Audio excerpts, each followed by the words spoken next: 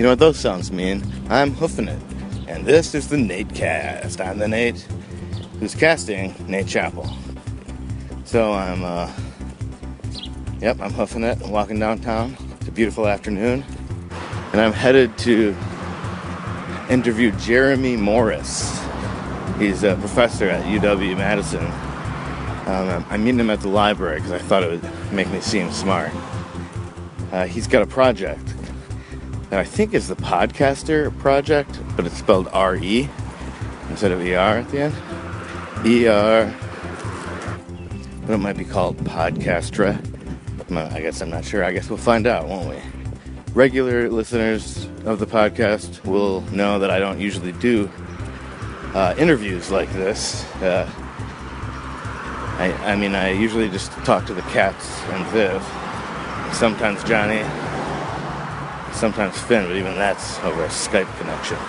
So, yeah, I'm going to go talk to a human on purpose who I don't know. Isn't that crazy?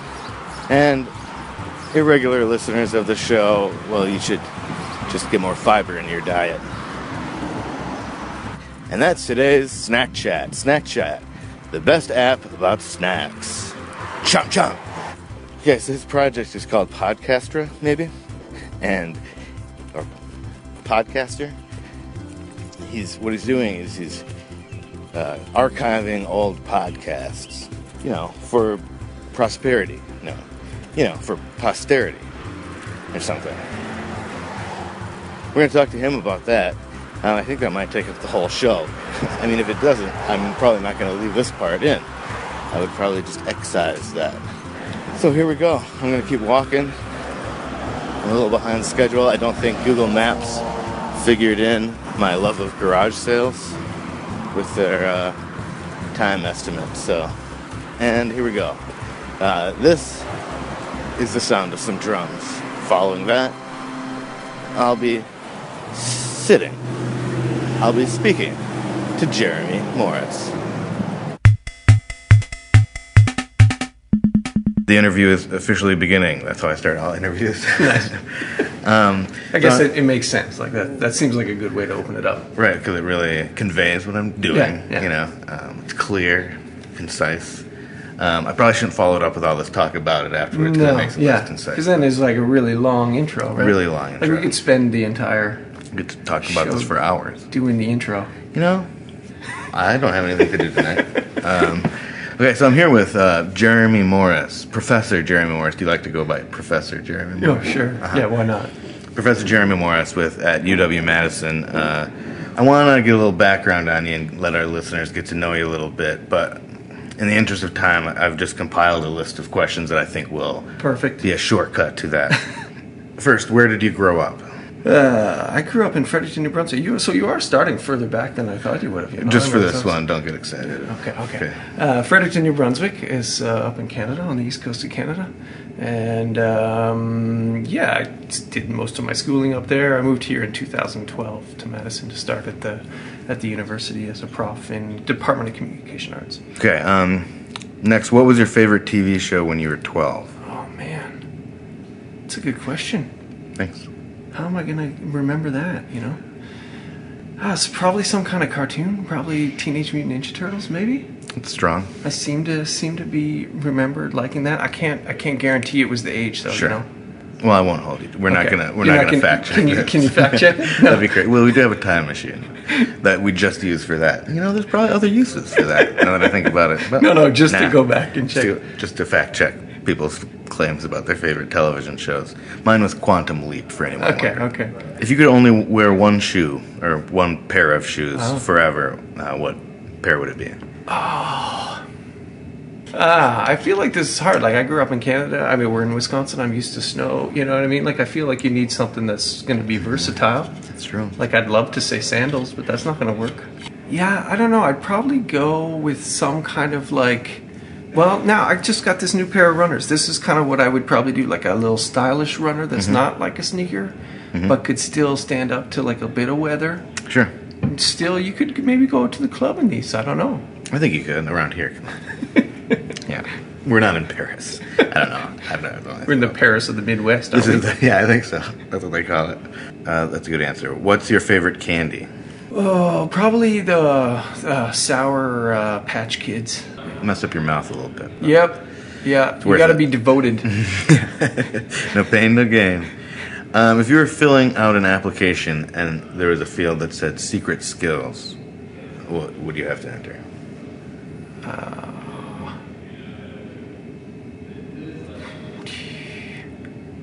Can you keep the pause in here as well when you go to edit this? Like keep a really long pause. Just I usually add a little pause. I take out all of the pauses before my witty retorts. Okay, gotcha. And then I add those pauses to the guests. Right. Because I want it to be the right length. Right. Special skills. I don't know. Maybe that I was a podcast host once. I feel like you could relate to that.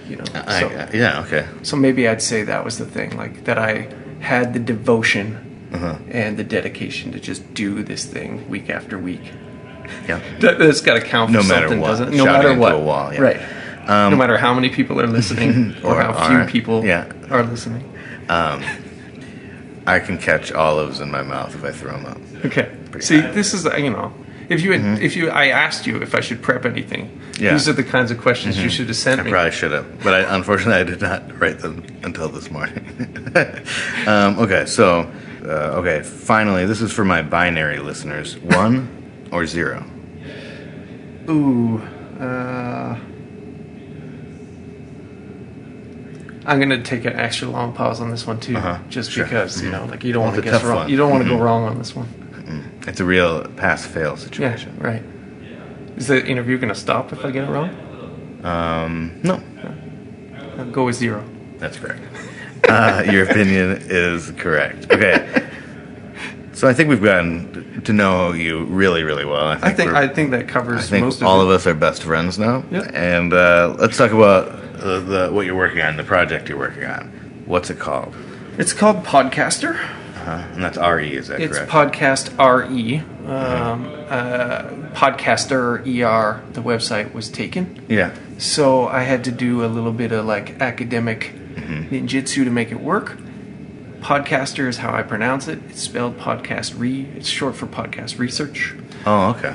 So it kind of makes sense that way. You could also say because I'm Canadian and use British spellings for things. That's honestly what I was thinking, or like a theater thing, right? To fancy it up a little bit. Right. Make it sound bigger than it is. I reprinted my business cards and now it says Podcaster RE. Nice, perfect.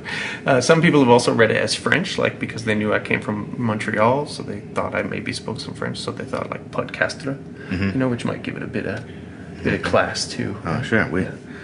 It really is the Paris of podcasting. Okay, so what are you doing? So yes, Podcaster is a website. It is a database. I basically started archiving podcasts, trying to save podcasts in case people want to go back and look at the history of podcasting. I started to realize as podcasting was getting more and more popular, everybody's talking about how we're in the golden age of podcasts, that there wasn't actually a kind of space other than the iTunes store and Libsyn and some of the things like that you could actually go and find older episodes. And, as podcasters stop paying their hosting fees or get tired of doing their shows, right, what happens to them? Do they keep saving them? I was finding in a lot of cases, if you go back and try and find podcasts from the early 2000s, mid 2000s, they're really hard to find. Was there one you were looking for that made you think of this? So I do research on kind of the early days of podcasting, so I was just looking at a whole bunch of them in general, but Adam Curry, who's often talked about as being one of the first podcasters, he was an MTV VJ. He used to talk in his iPod while he was driving to work, and that was considered the first podcast. It was called the Daily Source Code. So I was looking for that podcast, and I saw a note on his website, which was him calling out to fans saying hey, does anybody have copies of my old show? I don't, for some silly reason I didn't keep, so he somebody who's considered to be one of the kind of important early figures in the podcasting scene didn't even have copies of his own show. And it just got me thinking, there's probably so many people who are making these things who don't realize that they might be important. They might be things that people want to look back on. the way media historians now look back on early silent film or look back on early radio, and they study those texts to find out, hey, what were people thinking in the 40s and 50s? How does this compare to problems and issues we're facing today, right? You could certainly see people thinking that about podcasting and about podcasts. There's such a huge amount of voices and perspectives coming out in podcasting right now, and I really kind of wanted to build a site that was going to save and capture some of that. How do you decide what to archive? So right process? now it's sort of a bit haphazard. We're trying to keep obviously the things that are being talked about as being part of this golden age of podcasting, but a lot of those shows are public radio shows or shows that are being created by big corporations that probably have their own archiving process. Not always, but I assume, they probably don't need me making backup copies. They're not at risk. Right, they're not at risk. So, we're also trying to find some of these shows that are a bit more ephemeral, that are a little bit, not in the top 10 of the iTunes chart, but closer to the 400s, 500s, and even lower down. Because I'm here in Madison, Wisconsin, I'll probably start doing some local podcasts as well. I mean, we have your podcast in there. Since we launched the site, podcasters get in touch with me and say, hey, could you save mine? I'm having trouble with my hosting company, So some of it's just been kind of word of mouth. I have research assistants who are helping me find, popular podcasts in other regions so we can try and save some of those. Are you trying to is there any thought to get a certain sampling of genre? Yeah. Of style or genre? Right, yeah. So we're trying to cover basically as much of the landscape as we can. It's, podcasting's still small. I mean, even though it's getting bigger and bigger, it's still small enough that, with a sizable amount of storage space, you can actually make a good kind of dent in the landscape. So we pull down what people have upload with. So it's mostly MP3s. We have a few Windows Media audio files in there. So kudos to whoever you are out there. Podcasters still rocking the WMA format. Yeah. The short way to say it is we're trying to... The WMA cast. To capture as much as we can. It's obviously not possible to do all of that. And, there's inherent bias in it. I'm an English language speaker. I've been grabbing mostly English language podcasts. So it's largely the US and Canada. A few British podcasts, Australian. We have some from other regions as well that are Spanish podcasts, French podcasts, but to capture as much as we can. It's obviously not possible to do all of that, and there's inherent bias in it. I'm an English language speaker. I've been grabbing mostly English language podcasts, so it's largely the U.S. and Canada. A few British podcasts, Australian. We have some from other regions as well that are Spanish podcasts, French podcasts, but some of that stuff is just reaching out to people who know the scene in those areas and trying to do that. But yeah, if there are any amateur podcasters listening, please, those are the ones that I feel are at most risk. So I'm immortal now. You mentioned that the Nacast is being good. Because people will want to look back on this. Oh, absolutely. Well, whether or not they want to, they're going to be forced to once I'm in charge. Yeah. So I want to make sure I have that because I'm not good at storing files. So let's talk about your personal history with podcasting. Yeah. You said you had a podcast, correct? Yep. What was that? It was called Midnight Poutine. It was. Do you know what a poutine is? I certainly do. Do I need to explain to your listeners? I guess maybe. It's a culinary treat, really. In Montreal is where I mostly ran into it. But it's French fries, gravy, and cheese curds. I feel like it would go over really well in Wisconsin. There are a couple places here that have it for sure. It seems like it would. My problem with it. So my main experience with it was in Vancouver and Portland. Yep. I lived in Portland for a while. My wife lived in Vancouver. And it was fine, but when I was there, all I wanted was cheese curds. So, the potatoes and gravy was okay. Yeah. Fine. Yes, but I'm in it for See, I came to cheese curds largely through poutine. Sure. So, I can say that my love of cheese curds comes from that. So, I'm surprised nobody here has done the Wisconsin, deep fried cheese curd on top of the poutine. You know what I mean? I feel like that would... Double fry. Yeah, that would just... really take it over. Anyway, so the podcast was called Midnight Poutine. It was a podcast based in Montreal. It was a local podcast about bands that were coming to town that week and play some of their music, tell people what they should go and see, or offer them kind of choices. It wasn't a very good podcast. It was fun. We had, we grew our listenership over time, but it was really good. I got to meet a lot of artists making music in the local scene. Had some of them in for interviews. Nice. A lot of artists who were not getting played elsewhere. It was just one of those things where it sort of showed the potential of this medium, right? It's like you could have a discussion about music for an hour, and you could play a bunch of songs, and it was a really neat experience, and it really just became part of my kind of how I got through grad school. It was just like, I'm going to devote one day of my attention to doing this kind of thing. I assume you listen to podcasts? Yeah. What was the podcast that got you into it? Or was it yours? I mean, I think I probably started making podcasts around the time that I started listening to them. I forget the name of the first podcast that I listened to, but it was right around the time that Ask a Ninja video podcast came out. So there was a couple of podcasts that were like that, right? They were just like short, little, funny kind of comedy podcasts that I remember listening to. And then probably came into it through a lot of like radio shows on CBC that started podcasts. So CBC Radio 3 Music had a podcast, KEXP, which is a music station in Seattle that I love. And they had a Song of the Day podcast. So a lot of my early podcasts were music podcasts. I went through a This American Life phase, and then there was Serial when Serial came out. But sure. Now I just try and kind of pick up whatever sounds interesting. And, do you have a favorite genre at this point, currently? I guess I'd say I've gotten more into, because I teach on podcasting and I teach on sound, I've been listening to a lot of podcasts about sound.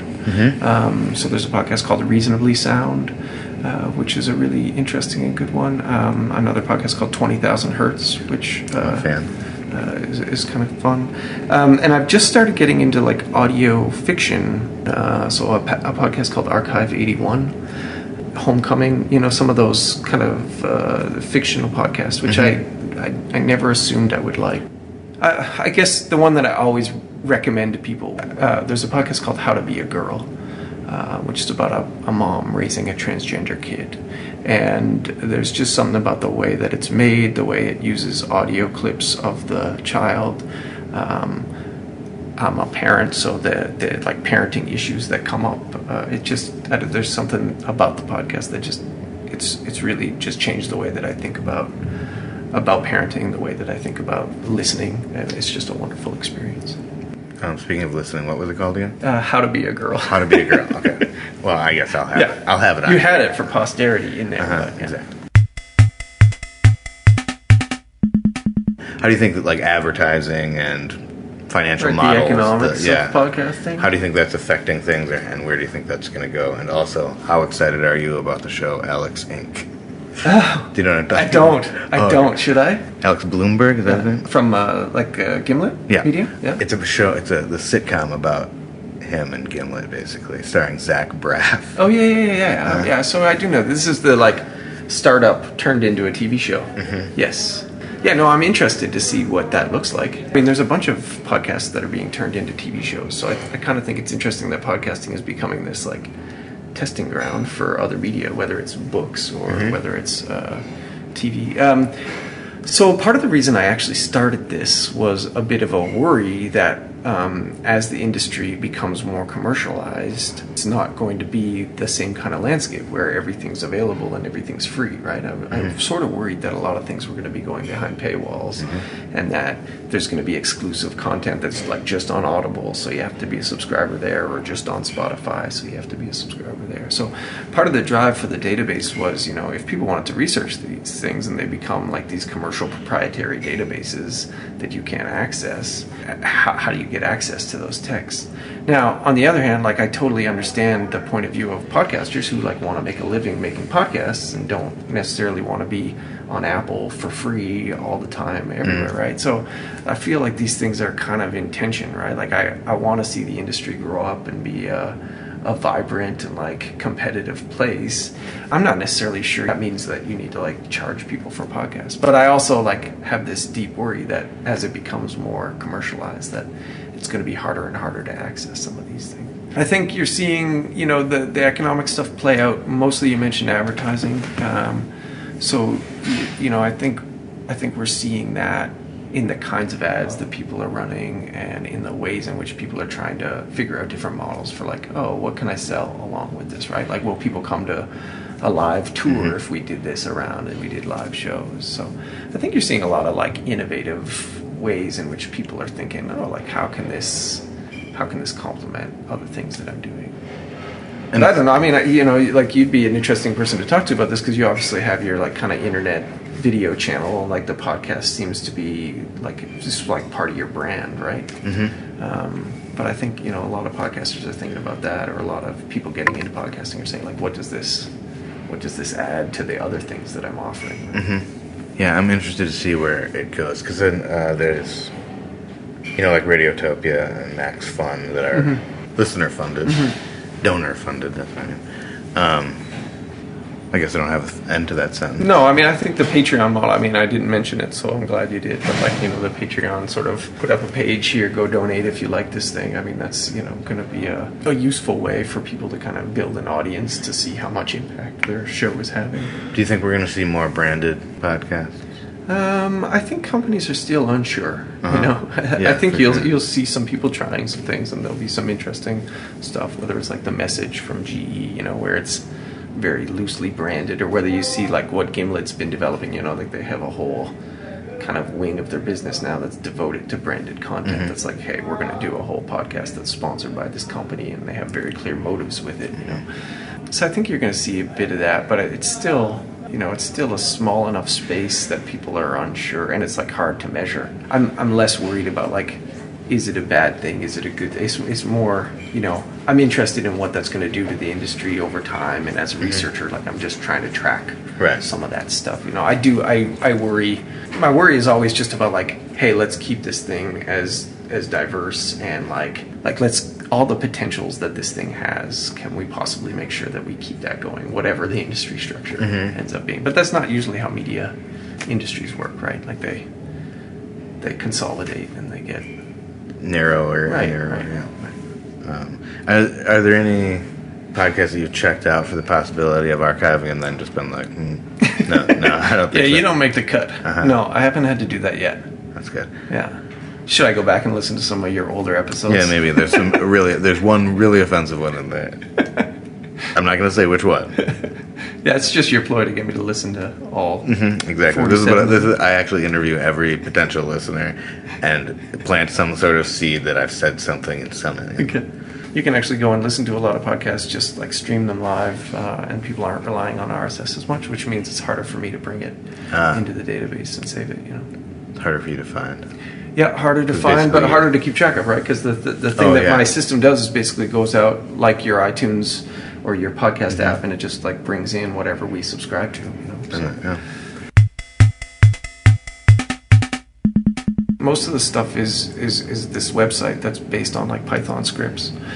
And again, the thing that the public has access to is just you get access to all the metadata. You can search by keyword. So if you were interested in, what were people talking about in podcasts the day after the election, or what were people talking about after what happened in London last week? It's like you go in, you type in the keyword London, and you see what podcasts come up. You can already do that. Yeah, so you can do that. Great. You can find the metadata for each show. So like if you go in and type Nate, then Natecast would probably show up, and it would have like the episode descriptions and things like that. Some of our podcasts also have transcripts, so you can actually search through what was said. So we have a partnership with an organization called Audio Search, and they help us transcribe some of the text of the podcast. So I think we have 5,000 podcasts with that. We have 180,000 individual podcast episodes in the database as a whole, but we're pulling in more each day. And then you can also play if they're still online and streaming. So like your podcast is up and streaming and not behind a paywall. So when I press play on my site, it just plays it from wherever you're hosting. I see. So if it's it'll still list that episode even if it's behind a paywall, but you won't be able to play it. Right. You still have the metadata. Right. Yeah. So and we're trying to keep a copy of that for archival purposes, and so and if researchers who have like university research and can claim fair use and want to study like an old This American Life episode or Mark Maron episode, then they might be able to go back and access a copy through our. Nobody's going to come to Podcaster to be like the main playback interface for their. Well, not yet. Yeah, not yet. Right. Yeah, that's the future of Who knows Podcaster. where this is going to go? Yeah, do you have any idea where you want it to go, or you just want to keep doing this? Yeah, no. So right now, it's getting the site to work exactly like we want it to work. You know, there's a lot of potential in it now, but it's really kind of a beta version. Like, I'd like you to be able to go in and say, oh, what podcasts were released on November 20th? You just click on that day, and then you'd see all the podcasts from November. You know, some of that, like, advanced search features need to be developed. We're also going to try and build some visualization tools. So if you wanted to say, you know, how many comedy podcasts are there compared to politics podcasts, right? And like, how did that change over time? And have that on kind of a graph, like sort of like a Google keyword trends, you know, kind of thing. So trying to make use of some of the data in the podcast, you know, find out, you know, how many podcasts are produced by like professional radio organizations versus by independent amateur podcasters. My wife's a researcher. She'd be very interested in that. Yeah. Loves graphs. Perfect. I'm definitely leaving this. Yeah. Keep it going.